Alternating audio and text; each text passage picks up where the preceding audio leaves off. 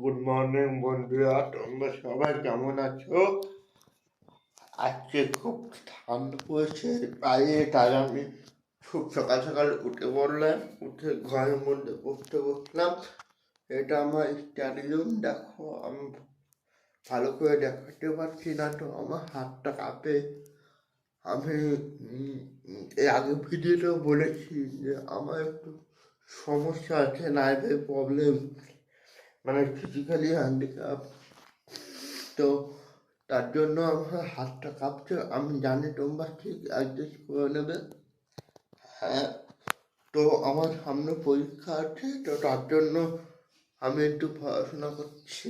তো আমি এই পরের ভিডিওতে আমি সব বলবো, আমি কিসের জন্য পড়ছি, কী নিয়ে পড়ছি, আর আমার পড়াশোনার জার্নিটা কীভাবে শুরু হলো সব বলবো। ততক্ষণ তোমরা আমার এই চ্যানেলটাকে সাবস্ক্রাইব করবা, লাইক শেয়ার কমেন্ট যা যা খাওয়া দেখা করে দেবা, ঠিক আছে? পরের ভিডিওতে দেখা হচ্ছে। Good bye.